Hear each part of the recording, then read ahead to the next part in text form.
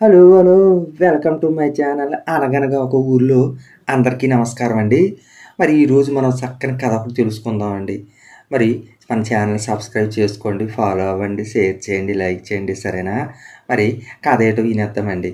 కథ ఏంటంటే అనగనగా ఒక ఊర్లో శేఖర్, మదన్ అనే ఇద్దరు స్నేహితులు ఉండేవారు. స్నేహితులంటే స్నేహితులే.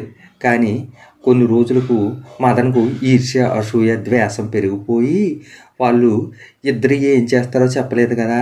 అంగడి స్వీట్ షాపులు ఇద్దరును పెడతారన్నమాట. స్వీట్ షాపులు పెట్టడం శేఖర్ చాలా తెలివైనవాడు. అందరితోనూ చక్కగా మాటలాడి మరి వ్యాపారం పెంచుకున్నాడు. మదను చాలా పొగరుబోతు, గర్వంగా మాట్లాడడం, తూకం వేసి కాటా దగ్గర కూడా మోసం చేసేవాడు. కాటా కింద ఎటుపక్క బరువు తోస్తాడో అటుపక్క అయస్కాంతం పెట్టేవాడు. కేజీకి 100 గ్రాములు తక్కువ వచ్చేది. ఈ విషయము అలాగలాగా కస్టమర్‌లకి తెలిసిపోద్ది. దొంగతనం ఎప్పుడు దాగుతదా ఏటండి? కొంటే కొనండి లేకపోతే మానేయండి అనడంతో వ్యాపారం దివాలా తీస్తుంది. ఎప్పుడు శేఖర్ మీద అక్కసు. శేఖర్‌ని ఎలాగ దెబ్బ కొట్టాలా? ఎప్పుడు వాడి షాప్‌కి ఎక్కువ మంది వెళ్ళిపోతున్నారని ఇదే ధ్యాస, ఇదే పని. ఏం చేయాలా? ఏం చేయాలని ఎప్పుడూ ఆలోచిస్తూ ఉండేవాడనమాట. మరి ఆలోచిస్తూ ఉండగా ఒక చెత్త ఐడియా ఒకటొచ్చిందనమాట. ఆ చెత్త ఐడియా ఏంటన్నది మనం ఇప్పుడు తెలుసుకుందాం. ఒకరోజు సీమల రాజు అన్నమాట సమావేశపరిచినాడు. మన పరిస్థితులు ఏమీ బాగోలేవు. చాలా దారుణంగా ఉన్నాయని అందరితో చెప్పాడు. అప్పుడు పెద్ద సీమ, ఒక ముసలి సీమ చెప్పింది, అవును మహారాజా, మన పరిస్థితులు ఏమీ బాగోలేవు. మన యజమాని మీకు తిండి దండగ. మీకు తిండి పెడితేనా కానీ మీరు పని చేయట్లేదు. మీరు బాగా సోమరులైపోయినారు. మీకు ఇంకా నేను భోజనం ఒక పూటే పెడతాను అంటున్నాడు.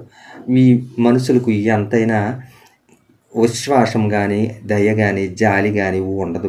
ఈళ్ళు ఎప్పుడు కూడన్నా గుడ్డు చాకిరీ చేయించుకోవడమే గానీ, వాళ్ళకి కడుపు నిండా తిండి పెట్టరు. మనం ఎంత హెల్ప్ చేస్తున్నాం, ఎంత పని చేస్తున్నాం గానీ, మన యజమానికి మన మీద దయ లేదు అని అవన్నీని బాధపడినాయి. బాధపడుతూ ఉండగా ఇంక దీని గురించి ఏదైనా ఉపాయం ఆలోచిద్దామని అనుకుంటున్నారు. మరి మదన ఎటువంటి ఉపాయం వేసినాడో తెలిసినా, కొన్ని చీమలకు తర్ఫీదు ఇచ్చినాడు. ట్రైనింగ్ ఇచ్చినాడనమాట. ఆ ట్రైనింగ్ ఏటి, శేఖర్ షాప్‌లోంచి తీపి బూందీ వాటిని తెచ్చే విధంగా ఒక 50 చీమలని, అలాగే కారం బూందీ తెచ్చే విధంగా ఒక 50 చీమలని చెప్పి వాటికి ట్రైనింగ్ ఇస్తే, ఆ చీమలు చక్కగా ఎళ్ళి ఒక్కొక్క గూలిక తెచ్చేసి ఈ మదను డబ్బా ఒకటి పెడితే ఆ డబ్బాలో వేరుగా వేసేవి. ఇలా కొన్ని రోజులు గడుస్తుంది. మదన షాప్‌కి వచ్చిన వాళ్ళకు బూందీ తక్కువ రేటుకి అమ్ముతా ఉన్నాడు. కారం బూందీ కూడా తక్కువ రేటుకి అమ్ముతున్నాడు. శేఖరు డబ్బాలో బూందీలు మాయమవుతున్నాయి. ఇది ఏంట్రా అని శేఖర్‌కు అంతు పట్టలేదు. దీని గురించి ఏదో కనుక్కోవాలనుకున్నాడు. మరి మదను తక్కువ రేటుకి అమ్ముతున్నాడంటే అదేంటిది, గిట్టుబాటు అవ్వని రేటుకి అమ్ముతున్నాడు. ఏం జరుగుతుందో, ఇందులో ఏదో తిరకాసు ఉంది అని అనుకొని దాని గురించి బాగా ఆలోచించి బుర్ర కొట్టుకున్నాడు. చక్కని టీ ఒకటి తాగేసి మరి ఆలోచన తట్టింది. నా షాప్‌లో పోతున్న బూందీకి, అక్కడ అమ్ముతున్న దానికి ఏదైనా రిలేషన్ ఉందేమో అనుకున్నాడు.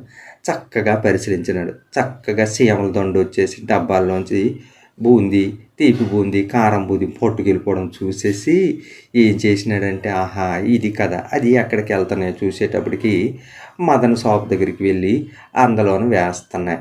ఇది కనిపెట్టిన అతను చక్కగా చీమలు రాకుండా లక్ష్మణ రేఖ గీసేశాడు. లక్ష్మణ రేఖ గీయగానే ఏమైంది, చీమలు మరి డబ్బాల పైకి పాకలేకుండా పోయినాయనమాట. అప్పుడు మరి మదన్‌కి ఏం చేయాలో ఏంటో తోచలేదు. మరి తాను ఏసిన ప్లాను మరి బెడిసి కొట్టింది కాబట్టి మళ్ళొక ప్లాన్ ఏద్దామని మళ్ళీ బుర్ర పట్టుకొని కూర్చున్నాడు. ప్లాన్‌లు ఏయడం కాదు, వ్యాపారం చేయాలంటే ఒక రూల్స్, ఎథిక్స్, మోరల్స్ ఉంటాయి. వచ్చే కస్టమర్‌తో చక్కగా మాట్లాడాలి, నిజాయితీగా ఇవ్వాలి. అంతేగాని వాళ్ళకి మోసం చేసి, చీటింగ్ చేసి మరి ఈ గ్రాములు, కేజీకి 100 గ్రాములు తక్కువ ఇచ్చేట్టు గిట్టాంటివి చేసినామనుకో వ్యాపారం బెడిసి కొడతది. ఇందు మూలంగా మనందరం తెలుసుకోవాల్సిందేంటంటే వ్యాపారం చేసేవాళ్ళు నిజాయితీగా ఉండాలని. మరి ఈ కథ నచ్చిందనుకోండి, షేర్ చేసేయండి. ఛానల్ సబ్స్క్రైబ్ చేసుకోండి. మరో మంచి కథతో మీ ముందుకొస్తాను. అందరికీ నమస్కారం. అందరూ బాగుండాలి.